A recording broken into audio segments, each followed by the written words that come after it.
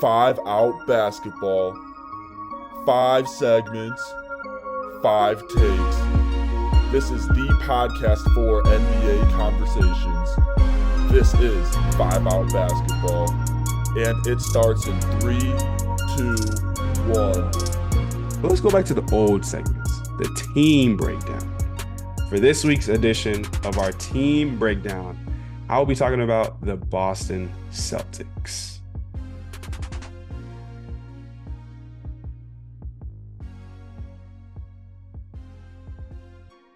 Now, Boston Celtics, they have the number one record in the NBA right now. They've been the best team, honestly, been the best team the whole season. They are currently 48-13. Crazy record, best record in the league right now.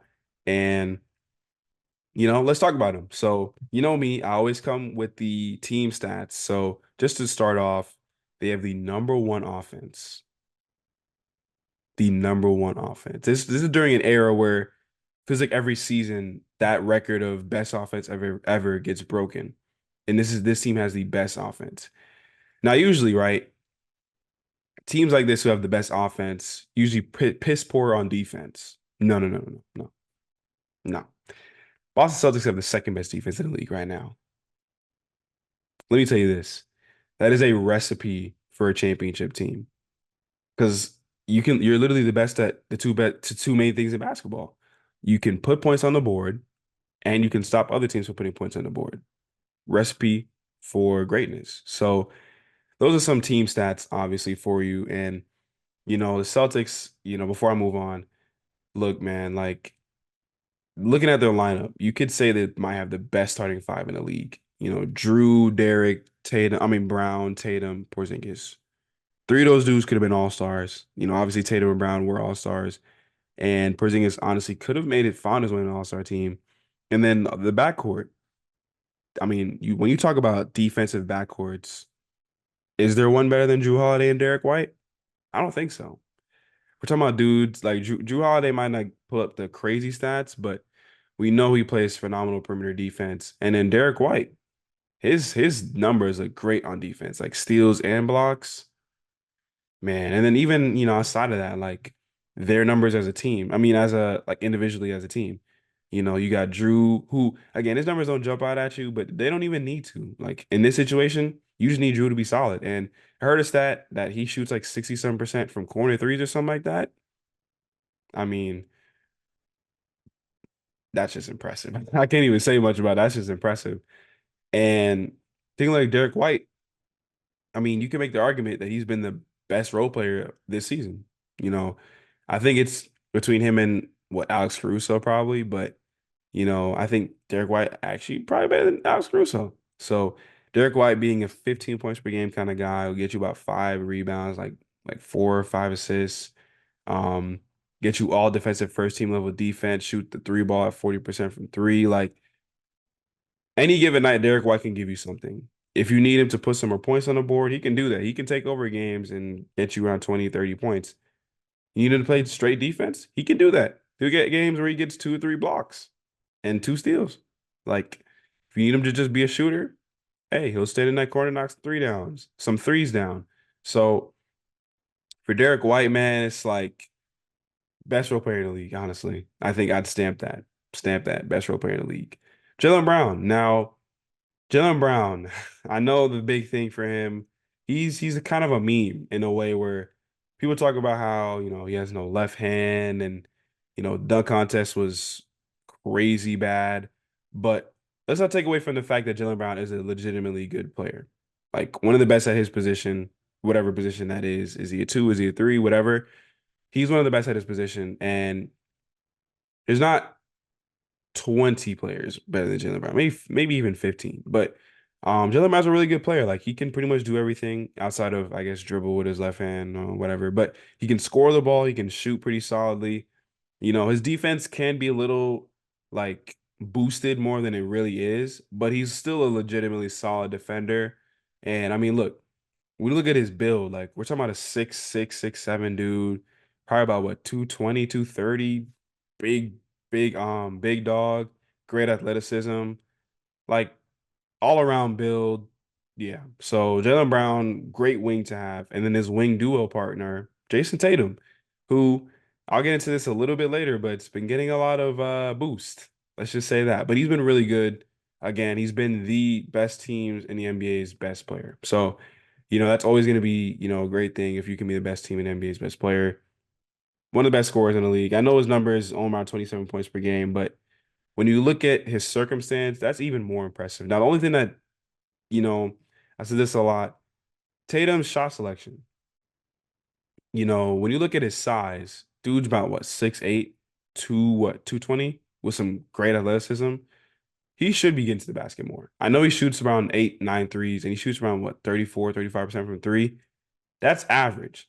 I feel like if he really wants to get more out of his game, he's got to take some better shots. Like, I get it. Kobe's your mentor. Kobe was the guy you look up to, rest in peace. But you're not Kobe, and you don't have to be Kobe. I don't want you to be Kobe. Kobe was 6'5", 6'6". He wasn't as big as you are. Now he's athletic and do all this, but Kobe was probably the greatest tough shot maker ever. Jason Tatum doesn't have to be the greatest tough shot maker, right? If he can just get to his spots and take the shots that, are good to him, he can be even more efficient, right? Like I thought with this type of team makeup, I thought his points would drop, but I thought his efficiency would go to a different level of probably like 50, 38, whatever, like stuff like that. I feel like that would be more his, bag. But nonetheless, Jason Tatum's still one of the best players in the league, top 10 easily. So, yeah. And then Porzingis, he's been a phenomenal addition to his team. Like on given nights, if you need him to be your go-to guy, he can, because he can pretty much shoot over most people. And even his shot blocking. Now, we knew that coming in that, Porzingis can at least block some shots, and he's done that. Obviously, Celtics fans were happy about, Robert Williams getting dealt away in the Drew Holiday trade. But when you have Porzingis on that roster, eh, can you really pass? Especially with Rob Will being a guy who, when he's on the court, you're like, hey, great. But how much is he on the court? Compared to Porzingis, I know Porzingis ain't the most healthy dude, but I mean, let's give him some flowers. The guy actually does play at least a decent amount of games. So, yeah. And then off the bench, that's been the calling card for them is like, how is their bench unit? Peyton Pritchard isn't bad. Sam Hauser is a knockdown. They still got old man Al. Luke Cornett's not terrible, but, this bench isn't the strongest bench. I know they just got Xavier Tillman, but this isn't the strongest bench in the league. But sometimes you really don't need like a 10-man rotation, right? Like, especially playoff time. Playoff time, you want your stars out there. So realistically, a lot of teams only go for that 7 to 8 man rotation type of range. So I don't think it's that, crazy to have a team that isn't the deepest team, but have at least what obviously they have the best starting five. So that's already a good start. And then having around like one or two dudes who you're like, I can trust you. You know what I'm saying? So yeah. Next thing I want to talk about was Jason Tatum.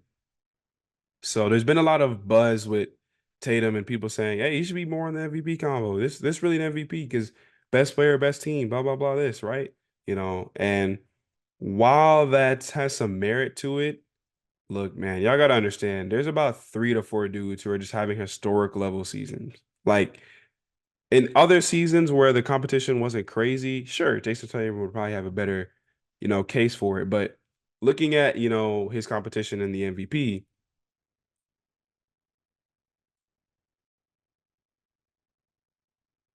Looking at that competition, we got Jokic, who y'all know what Jokic does, man. Jokic is the front runner right now, and his team is a third seed. Jokic, 27, 12, and like what, 8, 9. Come on. We know what Jokic does on that basketball court. Um, Shea, who, my Thunder have been a top 1 or 2, pretty much flip-flopping with the Timberwolves. He consistently gets around 31 points a game, 6 rebounds, 6 assists. 2 steals, whatever. Luca, 34, 9 and 9. Come on. Giannis, what, 31 and 12.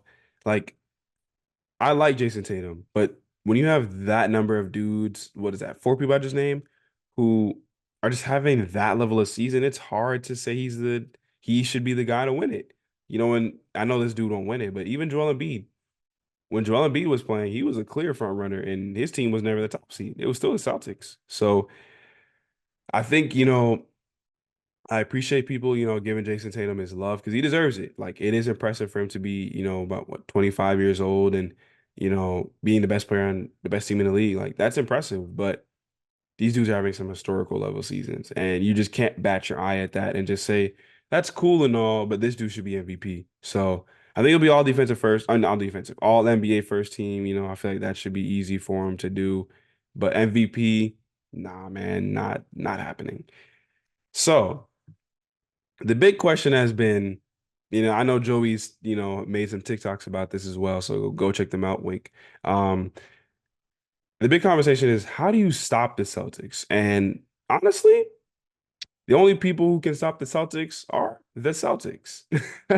Like, that's the only thing that's holding them back is themselves. That could genuinely hold them back come playoff time is legit themselves. The Celtics have this problem where they go into series where they should probably be beating these teams, and they like last season was a clear example of quote unquote playing with their food. Like, why did you go 6 games with the Hawks? I like Trae Young. You should never be going 6 games with the Hawks. If you're a legit contender like the Celtics were, you shouldn't be going 6 games with the Hawks, bro. No. And, going 7 with the Sixers. Now I get it, Harden and Embiid, but let's be honest. Harden had 2 good games, and rest of the games weren't good. Embiid had 1 good game or 1 or 2. Rest of the games, he didn't even play that much. And Embiid, bro. You went 7 with that team. And the only reason why you're able to win, game 6, Jason Tatum in the final like 5 minutes decided, you know what? Let me just actually start making shots. And then in game 7, hey, 50 ball. I can't argue with that. But why do you take that long? Play good from the jump so you don't have to be in that position. And then Miami, look, I get it. Play-in team, but they weren't no average play-in team. This is a good play-in team. Why were you down 3-0 to the play-in team? I get it's the Miami Heat. They can tend to be somewhat of a boogeyman in the NBA community, but 3-0? I mean, look, they almost made the comeback. I know, that Jaylen Brown quote almost aged so well. Like, don't let us get one. Because when they said it, I was like, really, bro? And then they won one. I was like, okay, they got their one. They won the second one. I was like, whoa, okay, they got two. Then game 6, I thought they were cooked. And then Derek White just decides to make that putback. And I was like, wow, they did it. They're about to be the first team to do it. And then the Heat were like, that's enough out of y'all. And, whatever. But why put yourself in a position to be down 3-0 to begin with? Like, I feel like in a different universe where they don't go down 3-0, they actually probably could have been able to beat the Miami Heat. Honestly speaking, if they were able to come back down from 3-0 and get 3 straight wins, who says they couldn't have pulled that off if they were, I don't know, like 1-1 or not 1-1, like 2-1 up or 2-1 down? Like, who am I to say they couldn't have pulled that off? So I think their biggest thing is not stopping themselves. Obviously injuries are a thing, but that counts for every team. So I don't want to use that as an excuse. But I think themselves being the Celtics, don't sell. Don't sell. Like give yourselves the best opportunity to win the championship. So that's the best way to stop the Celtics. Or how do you stop the Celtics? Hope they stop themselves. That's your best bet. Um, but taking a look at the future now, this is usually the Joey part. Joey usually has the contracts and the draft picks. So, got to pick up the slack here. Looking at their future payroll, obviously Drew Holiday has a player option going into next season. And I don't know. I haven't heard too much about him leaning more towards re-signing or just picking up the player option. I feel like it depends on how the end of the season pans out. If they win the championship, I do think he'll probably be more inclined to stay. If they don't, who knows? Looking at Kristaps, he does have 2 more years on his contract. So, or he has a player option. Oh no, he picked his player option. So he has 2 more years. So he'll be here for the foreseeable future unless they were to deal him away or some other things that I'm not seeing. Jason Tatum, another guy who has next season, is his last season, and then he has a player option where I think he will be the next guy to get that $300 million contract, unless he decides to leave Boston. But if they do what they're supposed to do and win a championship, I don't see any reason why he'd leave. So I know people keep being like, oh, he's gonna go to Lakers and do the Kobe thing, be the Kobe. If they win a championship, I don't think he's leaving Boston, bro. So I think that's something to look out for. The next thing, Jaylen Brown, obviously we know he signed the $300 million contract. So not much to worry about there. He will be a Celtic for the foreseeable future, unless they trade him. But dude, how do you trade away a guy who's making like $60 million, bro? So hey, you're gonna have to roll with Jaylen Brown. Derek White, he's up for contract again. He's on contract for another season, so they'll have him again. So Al Horford, same thing. A lot of these dudes on their roster, they'll be able to retain. Now, some of the other role players might be off the roster, but you can replace them, minimum value dudes. Because as long as you have because Peyton Pritchard, again, he's going to be on contract for the next 4 years. So, um, looking at the guys who, play a role in the winning championship, they'll have these same like 6 or 7 names for the next year or two. So as long as you can maintain at least picking up maybe some other mid-level guys, whatever, and re-signing some of these dudes, you can continue to be a contender. And the next thing I want to touch on when it comes to their future, they have their picks. Like this year, they have their own pick. Next year, they have their own pick. 2026, they have their own pick.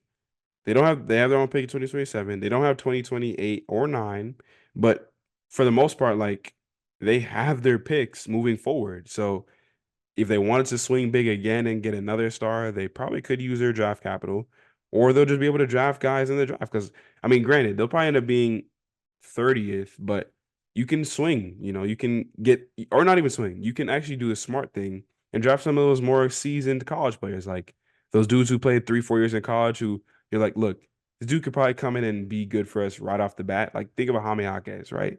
Things like that. Like, you can draft like that instead of saying, you know what, we need this 18-year-old who might be good, right?